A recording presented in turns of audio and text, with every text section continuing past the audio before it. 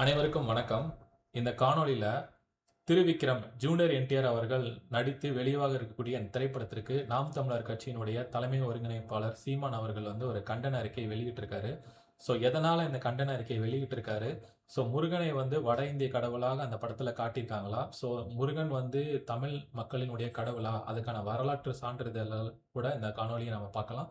முதலாவதாக இந்த காணொளியில நாம் தமிழர் கட்சியின் தலைமை ஒருங்கிணைப்பாளர் சீமான் அவர்கள் வெளியிட்ட அறிக்கையினுடைய முழு விவரங்களை இப்போ நம்ம பார்க்கலாம். அதில் அவர் சொல்லக்கூடிய வரலாற்று குறிப்புகளையும் நம்ம இந்த காணொலியில் விரிவாக பார்க்கலாம். இப்போ அந்த அறிக்கையை நான் முழுசாக வாசித்து அதுக்கான விளக்கத்தை சொல்கிறேன். முதலாவதாக பார்த்தீங்கன்னா அவர் சொல்லக்கூடிய அந்த அறிக்கையில் தமிழ் இறையோன் எங்களின் முப்பாட்டன் முருகப்பெருமான் வரலாற்றை திரித்து தமிழர்களை இழிவுபடுத்தினால் கடும் எதிர்விளைவுகளை சந்திக்க நேரிடும். தமிழ் இறைவன் முருகப்பெருமானை மையப்படுத்தி என்டிஆர் அவர்கள் நடிக்கும் திருவிக்ரம் என்ற பெயரில் ஆந்திராவில் தயாரிக்கப்படும் இத்திரைப்படத்தில் தமிழர் இறையோன் முருகன் வடபுலத்தில் பிறந்தவர் என்று கருத்துருவாக்கத்துடன் உருவாவதை உறுதிப்படுத்தும் விதமாக படக்குழுவினர் பதிவிட்டிருப்பது அதிர்ச்சி அளிக்கிறது. அதாவது இந்த படம் தமிழர் இறையோன் முருகன் அவர்களை வடபுலத்தில் பிறந்தவர்ன்ற போல கருத்து உள்ள போல இந்த படத்துல காட்சியப்படுத்துவது அதிர்ச்சி அளிக்கிறதா சொல்லியிருக்காரு. கலை படைப்பு என்ற பெயர்ல அடிப்படை புரிதலற்று இது போன்ற வரலாற்று திரிப்புகளை உண்மையென கட்டமைக்க முயல்வது வன்மையாக கண்டிக்கத்தக்கதுன்னு சொல்லியிருக்காரு. அதாவது கலைப்படைப்புனா அதுல சில புனையப்பட்ட சில கற்பனை கொண்ட கதைகள் இருக்கலாம். ஆனா ஒரு வரலாற்றையோ மாத்தி சொல்ற விதமா ஒரு தமிழர்களுடைய கடவுளா இருக்கக்கூடிய முருகப்பெருமான வடபுலத்தில் பிறந்தவர் போல காட்சியளிக்கிறது வன்மையா கண்டிக்கத்தக்கதுன்னு சீமான் அவர்கள் சொல்லியிருக்காரு. மேலும் அவர் அந்த அறிக்கையில மேலும் என்ன சொல்லியிருக்காருன்னா, 50,000 ஆண்டுகளுக்கு மூத்த தொன்ம வரலாறு கொண்ட தமிழ் பேரினம் தனக்கென்று தனித்த கலை, இலக்கியம், பண்பாடு, நாகரிகம், வாழ்வியல், மெய்யியல் கோட்பாடு, இறை வழிபாடு என யாவற்றையும் கொண்டதாகும். இயற்கையை தொழுது போற்றுவதும் புகழோடு மறைந்த மூதாரை நடுகளிட்டு வணங்குவதும் தமிழரின் ஆதி மரபாகும். அதாவது நம்ம 50,000 ஆண்டுகள் மூத்த தொன்ம வரலாறு கொண்ட தமிழ் பேரினம் தனக்குன்னு ஒரு கலை, இலக்கியம், பண்பாடு, நாகரிகம், வாழ்வியல், மெய்யியல் கோட்பாடு, அது மட்டும் இல்லாமல் இறை வழிபாடு என எல்லாவற்றையும் நம்ம கொண்ட ஒரு இனம். இயற்கையை நம்ம தொழுது போற்றுவதும் புகழோடு மறைந்தவங்களுக்கு மறைந்த மூத்தவருக்கு நடுகள் இட்டு நம்ம வணங்குவதும் தமிழர்களுடைய ஆதி மரபாக இருந்துகிட்டு இருக்கு. அதன் அடிப்படையில் பார்த்தீங்கன்னா வையத்துள் வாழ்வாங்கு வாழ்ந்து மறைந்த தமிழ் முன்னோர்களையும் மூதோர்களையும் காலங்காலமாக தெய்வமாக போற்றி வணங்கி வருதல் தமிழரின் மெய்யியல் கோட்பாடாக இருந்து வருகிறது. அதாவது வாழ்ந்து மறைந்த முன்னோர்களையும் மூத்தோர்களையும் காலங்காலமாக நம்ம தெய்வமாக போற்றி வணங்கி வருவதல் தமிழரின் மெய்யியல் கோட்பாடாக இருந்து வருவதாக சொல்றாரு சீமான் அவர்கள். அதன் அடிப்படையில தமிழர்களின் ஐவகை திணை நிலங்களுக்குள் முதன்மை நிலமாக திகழும் குறிஞ்சி திணையின் தலைவன் மூத்தோன் முருகனை முப்பாட்டன் அழைப்பதும் வணங்கி போற்றுவதும் தமிழருடைய மரபு சார்ந்த தொடர்ச்சியான வழிபாட்டு முறையாகும். அதன் அடிப்படையில குறிஞ்சி நிலத்தினுடைய தலைவன் முப்பாட்டன் முருகனை நம்ம வணங்கி அவரை கடவுளாக நம்ம போற்றி வருவது தமிழர் மரம் சார்ந்த ஒரு தொடர்ச்சியான வழிபாட்டு முறையாகும். அப்படி இருக்கும் பட்சத்துல இந்த மாதிரி ஒரு தெலுங்கு படத்துல மூதாதையர் தமிழ் முப்பாட்டன் மூதாதையர் முருகனை முப்பாட்டன் முருகனை வட குலத்துல பிறந்தோர்னு சொல்லி நம்மளுடைய வரலாற்றை திருடுவது வன்மையா கண்டிக்குதுன்னு சொல்றாரு. மேலும் இந்த அறிக்கையினுடைய இன்னும் சில பக்கங்களை நம்ம விரிவா பார்க்கலாம். அடுத்த அறிக்கையில அவர் என்ன சொல்ற அந்த அறிக்கையினோட தொடர்ச்சியா என்ன சொல்றாருன்னு நம்ம பார்த்தோம்னா, வரலாற்றின் வீதிகளில் தொடர்ச்சியாக அடிமைப்படுத்தப்பட்டு அழித்தொழிக்கப்பட்ட இனத்தின் மறைக்கப்பட்ட வீர வரலாற்றையும் பண்டைய அடையாளங்களையும் மீட்டெடுக்கும் பெரும் பணியை செய்து மீண்டெழ துடிக்கும் நம்ம இந்த நேரத்துல கற்பனை படைப்புகள் மூலம் இது போன்ற உண்மைக்கு புறமான திரிப்புகளை திணிக்கப்படுவது நம்ம ஒருபோதும் அனுமதிக்க முடியாதுன்னு சொல்றாரு. ஏற்கனவே அவங்க தொடர்ச்சியா இந்த முருகனுக்கான வழிபாட்டு தளத்தை மறுபடியும் கட்டமைச்சு கொண்டு வராங்க. முருகனோட தொன்மையை சொல்லிட்டு அதனுடைய கடவுளை தாண்டி தமிழ் ஒரு மூதாதையர் சொல்லி நம்ம வணங்கி வழிபட்டுட்டு வந்திருக்கோம். கடவுளை தாண்டி நம்மளுடைய குலதெய்வம் மாதிரி ஒரு தமிழ் குடியின் ஆதி தலைவன்னா வணங்கிட்டு வரோம். அப்படி மீட்டெடுக்கிற இந்த நேரத்துல இந்த மாதிரி உண்மைக்கு புறமான திரிப்புகளை திணிக்கப்படுவது ஒருபோதும் நம்ம அனுமதிக்க முடியாதுன்னு சொல்லியிருக்காரு.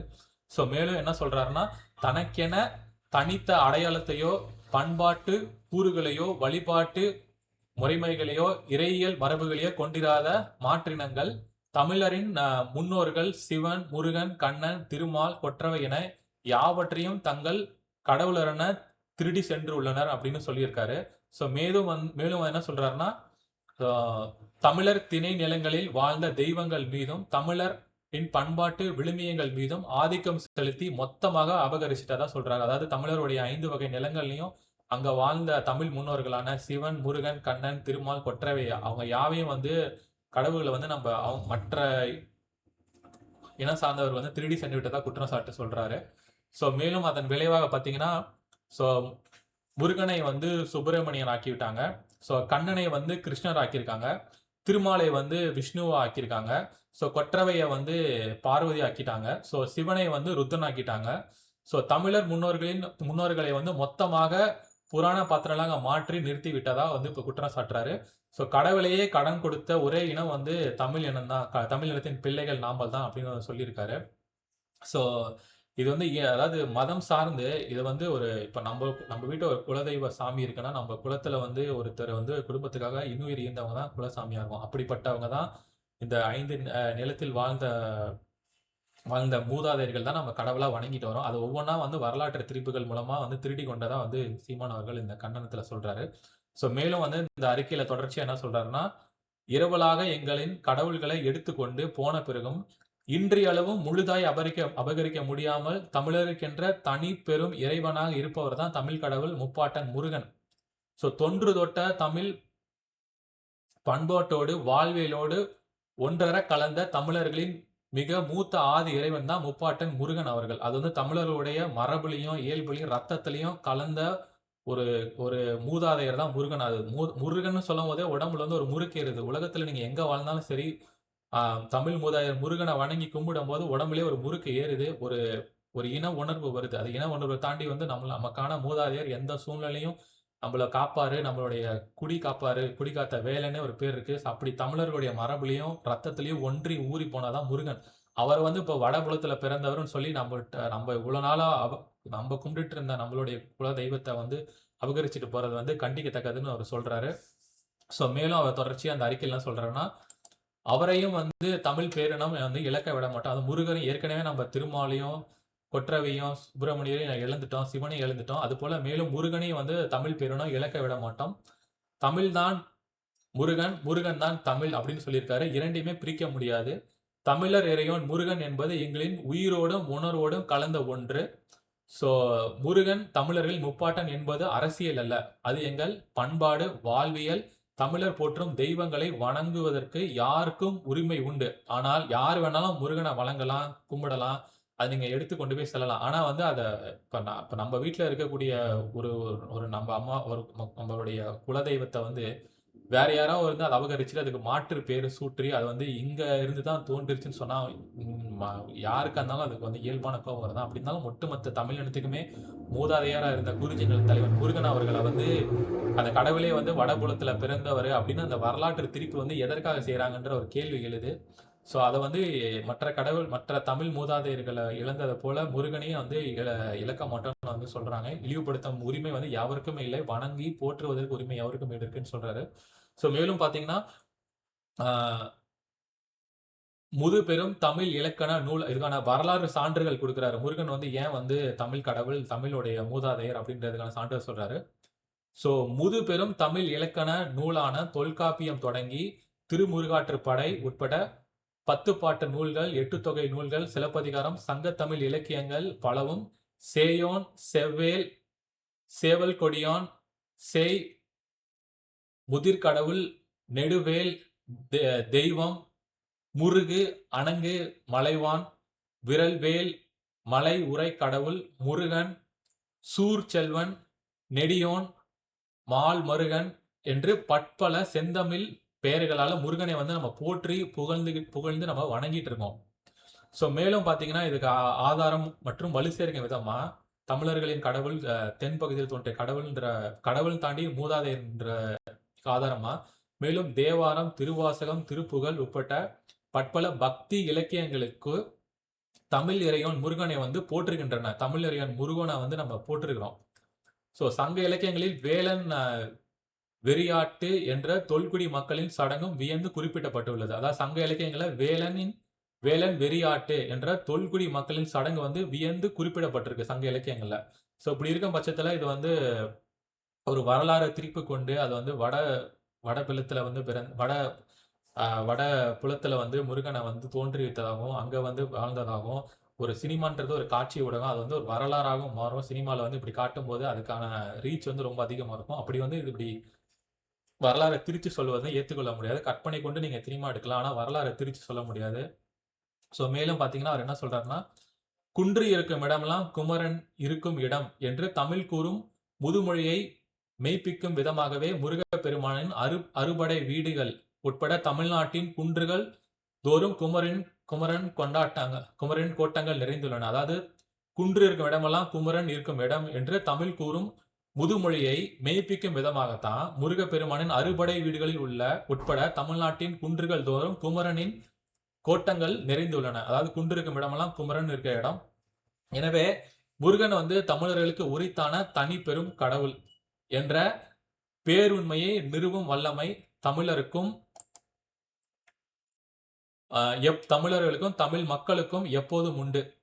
வணிகத்திற்காக தமிழர்களின் பெருமை மிகு அடையாளங்களில் கை வைப்பது தமிழ் பிள்ளைகள் நாங்கள் இனியும் வேடிக்கை பார்த்து கொண்டு இருக்க மாட்டோம். இது மத ரீதியா யாரும் பார்க்க வேணாம். அவர் வந்து சொல்றாருன்னா தமிழரினுடைய அடையாளம். இப்ப நம்மளோட குலதெய்வம்ன்றது வந்து மதம் தாண்டி நம்மளோட குலம் காத்தவர் தான். ஒவ்வொரு ஒவ்வொரு குடும்பத்துக்கும் ஒரு குலதெய்வம் இருக்கு. அதுபோல வந்து மொத்த தமிழர்களுக்குமான குலதெய்வமும் முப்பாட்டனுமே வந்து முருகன் தான். ஸோ அதுக்கான பாடல்கள் நிறையவே இருக்கு. இது பொதுவான ஒரு தமிழர்களின் அடையாளம். இது மதமா பார்க்காம இது கடவுளின் தமிழரின் ஒரு மரபா தான் நம்ம பார்க்கணும். மூதாதையரா பார்க்கணும். அப்படி இருக்கும் போதுல என்ன சொல்றாங்கன்னா, தமிழ் பிள்ளைகள் நாங்கள் இனியும் வேடிக்கை பார்த்துக் கொண்டிருக்க மாட்டோம்னு சீமான் வந்து அவர்கள் வந்து கர்ஜித்திருக்காரு இந்த அறிக்கை மூலமா. இந்த அறிக்கையினோட இறுதியா இந்த இன்னும் ஒரு சில விஷயங்கள சொல்லியிருக்காரு. என்னன்னா, ஆகவே முருகப்பெருமான் எதனால் எதிர்க்கோன்றத தெளிவா மறுபடியும் சொல்றாரு. ஆகவே முருகப்பெருமான் வடபுலத்தில் பிறந்தார் என்பது போன்ற கட்டுக்கதைகளை உருவாக்கி அவற்றை கலை என்ற பெயரில் திரித்து திணிக்க முயல்வதை படக்குழுவினர் உடனடியாக கைவிட வேண்டும்னு வந்து அவரு சொல்லியிருக்காரு. இல்லைன்னா கடுமையான எதிர்விளைவுகளை எதிர்கொள்ள நேரிடும்னு எச்சரிச்சிருக்காரு. ஸோ ஏற்கனவே சில படங்கள் வந்து தமிழர்களின் வந்து இழிவா காட்டும்போது அவர் எதிர்த்து போராடி படத்தை வந்து திரையிட முடியாம பண்ணியிருக்காரு. ஸோ அந்த வட இந்திய தயாரிப்பாளர் வந்து பேட்டியிலே சொல்லியிருக்காரு, "there is only one man Seeman." அவரு தான் வந்து எல்லாத்தையும் டிசைட் பண்றாரு. அதாவது தமிழர்களுக்கு எதிராக ஒரு விஷயம் வரும்போது அதை திரையில வராம தடுத்து நிறுத்தினது அவர் தான் ஓப்பனாவே சொல்லியிருக்காரு. பல காணொளிகள் இருக்கு. ஸோ மேலும் அந்த என்ன சொல்றாருன்னா, தமிழ் இனத்தின் ஒட்டுமொத்த எதிர்ப்பையும் மீறி இதே கருத்துருவகத்தோட இப்படம் உருப்பெற்று வெளிவந்தால் தமிழ் திரையரங்க உரிமையாளர்கள் இதனை தமிழ்நாட்டில் வெளியிட மாட்டோம் என்று ஒருமித்த முடிவினை எடுக்கணும். அதாவது தமிழ் திரையரங்க உரிமையாளர்கள் வந்து ஒருமித்தமா முடிவெடுத்து இந்த படத்தை வெளியிடாம நடவடிக்கை எடுக்கணும். அப்படி இல்லைன்னா தமிழ்நாட்டில் எந்த ஒரு திரையரங்கிலும் இந்த திரைப்படம் திரையிடுவது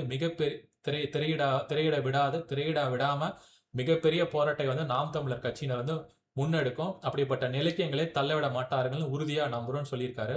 ஸோ மேலும் என்ன சொல்றாருன்னா, இறுதியா தமிழ் பண்பாட்டை திரித்து தமிழர்களின் உணர்வுகளை புண்படுத்தும் நோக்கத்துடன் உருவாகும் இப்படம் வெளிவந்தால் கடும் சட்டம் ஒழுங்கு சிக்கல் ஏற்படும் என்பதை கருத்தில் கொண்டு தமிழ்நாடு அரசும் தமிழ்நாட்டில் இப்படத்தின் தமிழ் பதிப்பையோ தெலுங்கு பதிப்பையோ திரையிட அனுமதிக்க கூடாது அப்படின்னு வலியுறுத்தியிருக்காரு. ஸோ அவர் வந்து வரலாறு சான்றோட அவர் வந்து எக்ஸ்பிளைன் பண்ணியிருக்காரு. அதாவது முருகன் வந்து தமிழ் இறைவன், தமிழ் மூதாதையர்னு சொல்லியிருக்காரு. அதுக்கான ஆதாரமா வந்து தொல்காப்பியம் மற்றும் சங்க இலக்கியங்கள்ல முருகனை வந்து குறிஞ்சி நிலத்தின் தலைவனாக தமிழர்கள் வந்து நம்ம எப்படி வந்து போற்றி வணங்கணும், குறிஞ்சி நிலத்துல எப்படி உருவானாரு, அதுக்கான சான்றிதழும் சொல்லியிருக்காருன்னா, இந்த வணிக ரீதியாக இன்னும் சில காரணங்களாக தமிழரின் மூதாதையரான முருகனை வந்து களவாண்டு அதை வந்து வடபுலத்தில் பிறந்தவரை போகும் வரலாறை திரிச்சு சொல்வது வந்து வன்மையா கண்டிக்கத்தக்கது சீமானவர் சொல்லியிருக்காரு. இந்த திரைப்படத்துல வந்து இந்த மாதிரி திரிப்பு இல்லாம வரும்னு நம்ம எதிர்பார்ப்போம். அப்படி திரிப்போட இருந்ததுன்னா தமிழர்கள் இந்த படத்தை தவிர்க்கணும். மேலும் வந்து திரையரங்கில் வந்து இந்த படத்தை வெளியிடக்கூடாதுன்னு வந்து சீமானவர்கள் சொல்லியிருக்காரு. ஸோ இதை பத்தின உங்களை கருத்துக்களை இந்த காணொலியில பதிவு செய்யுங்க. ஏன்னா முருகன்றது தமிழரின் அடையாளம், தமிழரின் கடவுள்.